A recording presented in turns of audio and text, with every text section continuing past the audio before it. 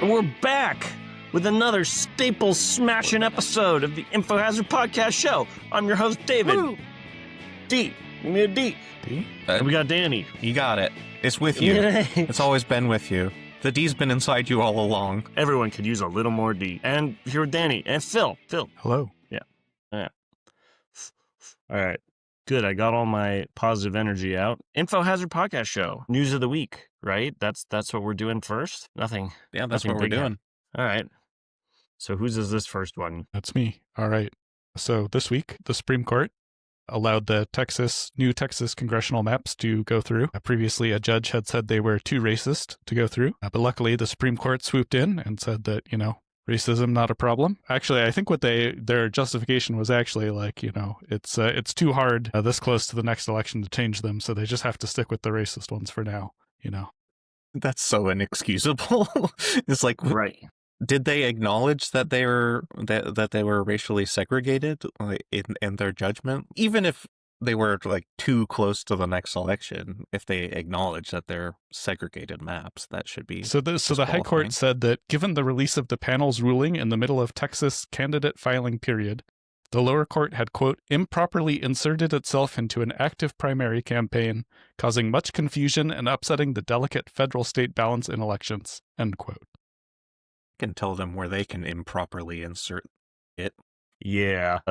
Speaking of improperly inserting themselves, the Supreme Court, proves themselves Experts. yet again to be partisan hacks. The fact that partisan gerrymandering is like totally legal now, that's sort of is a problem in its own. Like, I think that what they said is like, well, the Texas legislature, they're not saying that the reason they're doing it is racial. The reason they say they're doing it is political. And so therefore it's totally fine. Tend to agree with them that like the reason, like the main motivating reason for this gerrymander is political. And I just wish that was illegal, which like the Supreme Court thought it was like, I don't know, 15 years ago, but now it's a bunch of partisan Republican hacks. So they're like, illegal is what we don't like. They haven't had the best track record, but we're coming up on a big decision. What was it? Do you mean Like the birthright citizenship? birthright one? citizenship? Yeah, I could have said that in plainer English. Yeah, that's up for review coming up soon, and we're kind of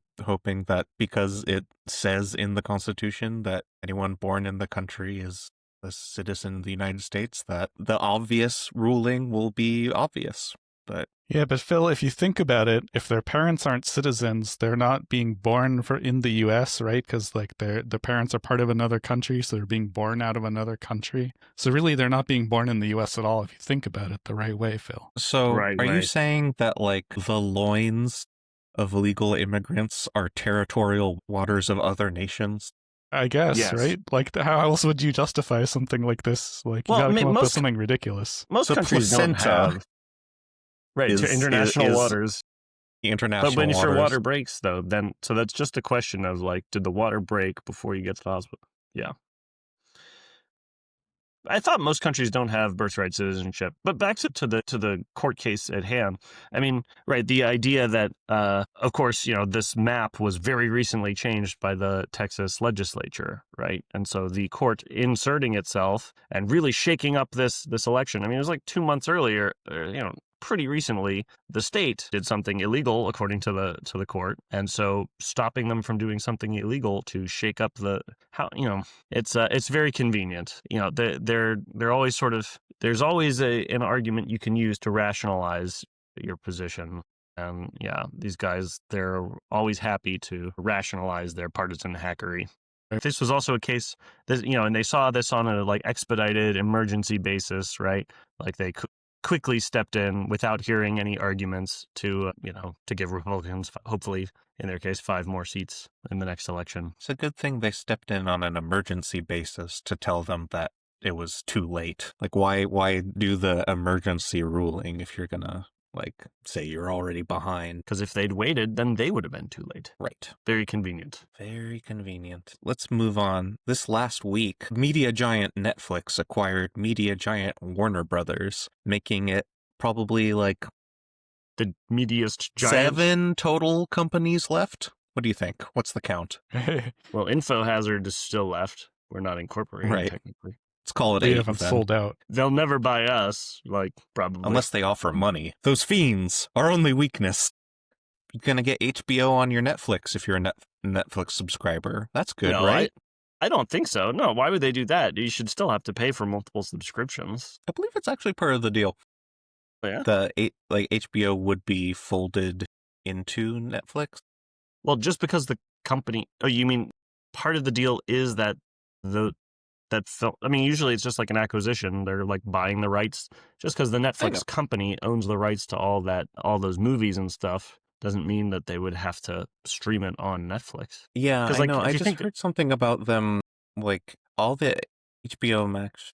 And just because they don't have to. Because I heard something they will. specific about this, that they'll include them on the service. I mean, because think about okay, Disney owns ESPN and Hulu, right? And so you can get bundle deals, but you can also not get bundle deals, and you can't, because they make more money that way, which is probably the idea. That was just speculation, I think.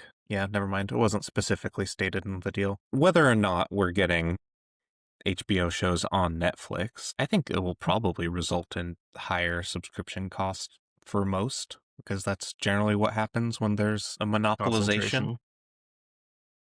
Plus, they just spent, like tens of billions of dollars. They got to make that up somehow. Yeah, I believe the figure is $83 billion at a share price of $27.75 a share. They paid a hefty sum, probably on credit. I don't know the particulars, but they're going to have to make that money back somehow, and they're going to be making it back from their customers, almost certainly. I mean, that is what businesses do. FTC? The FTC has approved it? It's all a done deal? The deal is finalized from the business's part, and there is a cancellation clause. Like, Netflix seems very confident that they're going to be able to close this deal, because there's like a pretty big cash penalty if the deal doesn't go through for any reason. As part of the contract, it's like a couple $1 billion if the deal gets struck down at this point. But like you said, it's hasn't cleared the FTC, I don't think. Right, so they'll still probably have to pay another bribe if they haven't already done that. Yeah, I mean, and there is gonna be some pushback. I mean, all the consumer problems aside, like there's a lot of political will behind pushing back on this deal. From the Democrat side, we've got Senator Elizabeth Warren coming out with a statement that the deal could force higher prices, fewer choices over what and how you watch, and put American workers at risk. I've got a Republican statement here from Senator Mike Lee, who's a real piece of work. He said that the acquisition of Warner Bros. Discovery should send alarms to antitrust enforcers around the world. Which, I mean, you only really got to worry about here, Mike. Right, I was thinking, could like the European Union prevent this merger? Two American companies, one buying the other? I Probably don't not. think so. They could, but they've kind of shown a willingness to put in place regulations that affect American products. I guess they've they've fined companies for antitrust violations. So maybe. Yeah, I mean, they're in a huge fight with Twitter right now, right? Over Holocaust denial or whatever. Didn't know that. He canceled some of the EU Twitter accounts because he's so mad at them. Elon did this week. Yeah. Yeah. Is that why he was calling for the end of the European Union?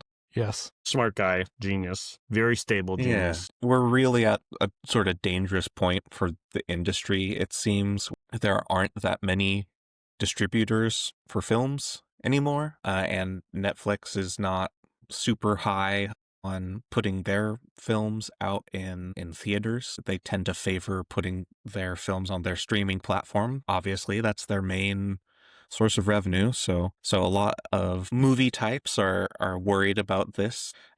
I think the phrasing I saw was an anonymous A-list. There was a letter to Congress from anonymous A-listers.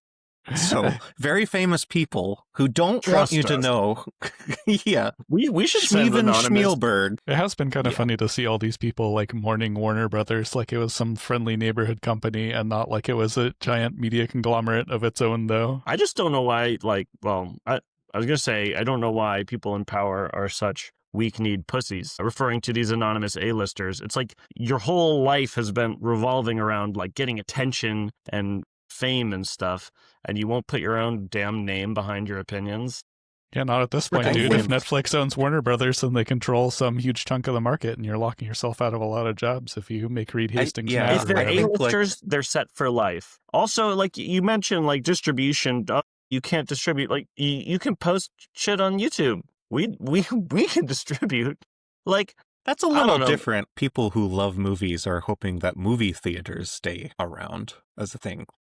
They would rather not you not watch their movies on YouTube as a first choice. They would rather get the full cinematic experience. I just feel like if people want things to change, they should not be cowards. Yeah, but the people in power don't want things to change, dude. So Paramount, what was this Paramount and Skydance, or was it? Is Paramount Skydance? Paramount's not part of either of these, right? Right. Well, that's another reason this might get struck down. Not for any sort of fairness reasons, but going into this acquisition, there was a competing offer at a higher share price by Oracle founder Larry Ellison, who is a huge Trump donor and the second richest person in the world. So the Warner Brothers board thought that the Netflix deal was better for them because even though their reasoning was it's a lower share price, but it didn't, like the acquisition didn't include the purchase of CNN and some other basic cable channels. So they just thought like we're getting less money for this, but we're still keeping some of the assets, so it works out for us. But you know, their opinions don't matter for shit from Trump's opinion, which is the one who matters, and Trump gets like huge donations from Larry Ellison. So I think this will likely be struck down by the FTC for that reason, to favor his rich friend. Don't worry, guys. Movies are saved because they're going to be owned by Oracle and Skydance Media. All right. So this was an interesting one that I ran across this week. It's not actually that recent of a news item. This is from the end of October. China passed, there's a law banning influencers from debating things online if they don't have a relevant degree, from debating serious things online, serious, like well, it's okay. Like you said, this is like a Chinese story. Things take a while to trickle out of the developed world, and so we get things a little later here in America. Got it. Plus, before you mentioned a degree, I was going to say, you know, between the three of us, we're an expert on any subject, dude. If you see us on the street and you ask us something, like we'll either know it or we won't know it because one of the other two guys knows it. Yeah. I can confidently say that between the three of us is the sum total of human knowledge. Exactly, dude. There's no subject we can't tackle due to lack of knowledge. You know what our strength is? Our diversity. It's like we're real different guys. Yeah. Anyway, so what do you guys think? Is that a good rule? So just to reiterate, the law is a ban on influencers from talking about serious stuff without like a degree. You need to have a degree. Relevant degree in the topic if you want to speak public. It says influencers. What does it just mean, like speaking online? Yeah, like what if you have no views and nobody pays attention to you and you have no influence, dude? Can you then talk about stuff out of your ass? I wouldn't know anything about that. I haven't actually read the source law. My Chinese is a little rusty. And I mean, I guess that would be adjudicated. I mean, in places where the law is arbitrarily enforced, it's nice to have a good vague law on the books that you can use however you want, whenever you want. So, you know, if they don't like you, then there's another excuse that can give to ring you up. Yeah, it's I don't think it specifically bans any class of people. I think the crime is posting this sort of information without a university degree, recognized training, license, or certification on a couple of platforms, like included are Douyin, which is their TikTok, Weibo, which is weird. Isn't TikTok their TikTok? Yeah, I thought TikTok was their TikTok. But I know Douyin is popular in China, but I didn't realize that was a TikTok equivalent. Oh well. Weibo, Bilibili, yeah. So, I don't know. Do you Do we guys think this is that, good?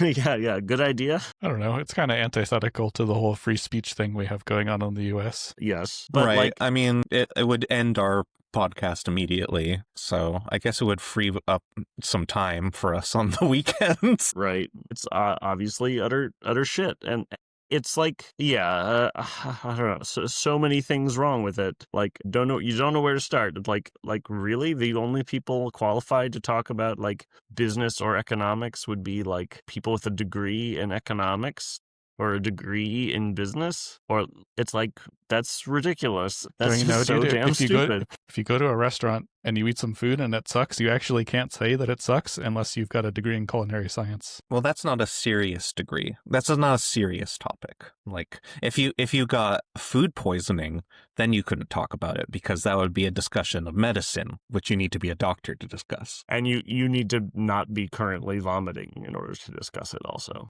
Yeah. Yeah. I find it's important when criticizing, well, it's not that important, but it's always nice when you can do it. Like, if you're going to criticize the Chinese government, you should do so on the principles they aspire to, which, like, in my mind, this is like class warfare. You have to be part of the elite of some cadre to be able to comment on something in a public forum. That doesn't seem very, communist to me. Can only rich people get university degrees there, or can anyone? They're very competitive, and despite, I think they have very similar problems to us in terms of the distribution of higher education. The better colleges are better attended by the wealthier people, but with some caveats here and there.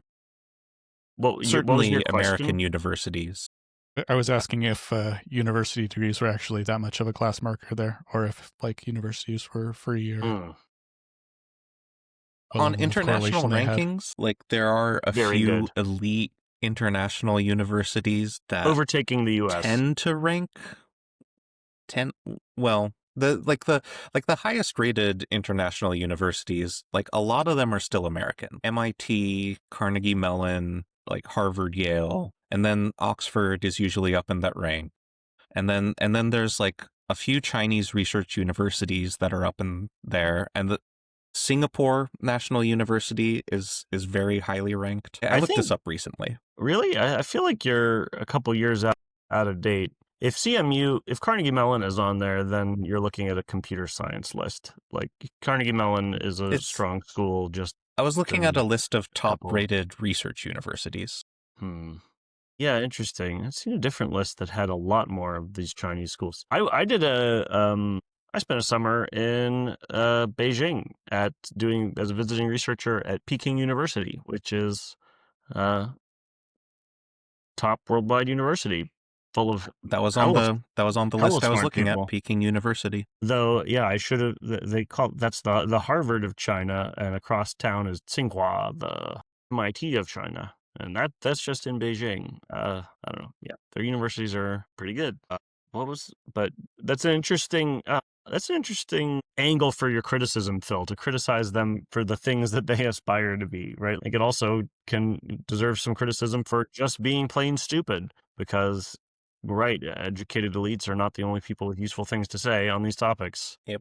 Yeah, you're limiting the pool of potential knowledge by excluding people from the conversation. Like, you can imagine, some policy that's really bad for factory workers, and then they can't even comment on it because they don't have a degree in politics. They just work in a factory. And so. Right. Yeah. Yeah.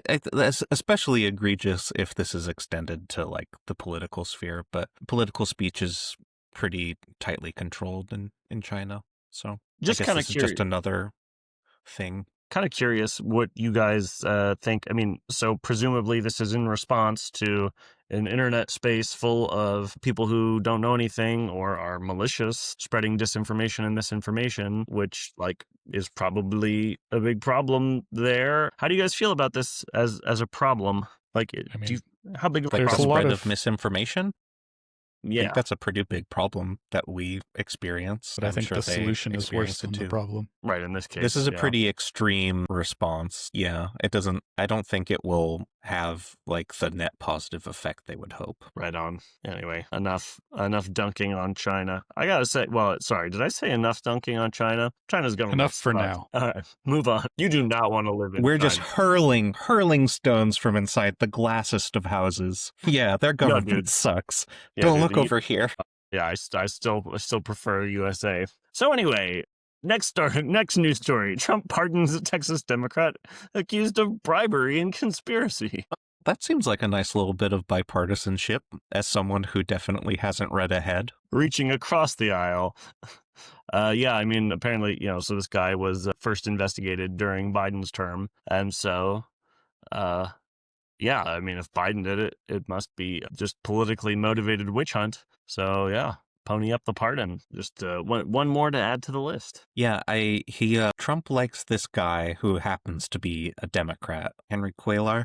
Yeah, he was Cuellar, critical of Biden's border policy, so that's why Trump likes him, basically. That's Really all it interesting. takes. If you No, I don't- if you dislike Biden's border policy, you can't commit crimes anymore. I thought that's interesting. Like, I would think that it's more just about, creating a country where bribery is legal, right? Where it's like effectively legal.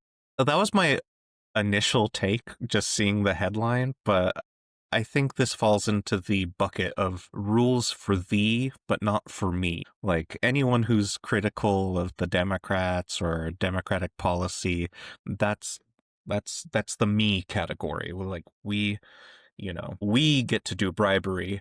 In this case, we get to have deep ties to Azerbaijan, an energy company, and a bank in Mexico. He was accused of agreeing to influence legislation favorable to Azerbaijan and deliver pro-Azerbaijan speech on the House floor. Sorry, in exchange for how much? Or is this one of these cases where, yeah, I mean, it doesn't, I feel like there was this case earlier that the Trump administration just sort of like dropped the investigation, but like an FBI sting had just like handed like this member of the Trump administration $25,000 of cash, like on video. They're like, there's no evidence of it. So he was just handing him $25,000. Isn't that guy like border czar? Working for, he's a border czar. Yeah.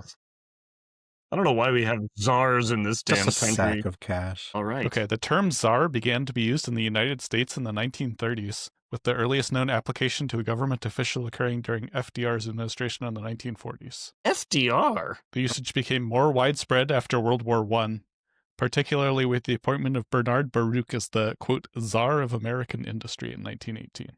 I guess the USSR, notably anti-czar, so maybe this was our pro-czar stance was just to like piss off Stalin. Piss them off. Yeah, it would have been Stalin at the time too, so yeah. Piss off Stalin specifically. I hope we don't have to work with that guy in the future. Don't worry, they have a really unstable government after overthrowing the Romanovs. He'll be right out any minute now. Well, it's been another week of fascinating news. Join us next episode tomorrow for some deeper insights into insert topic here. Catch you next time. I'll show you where to insert your topics. Got to improperly insert them.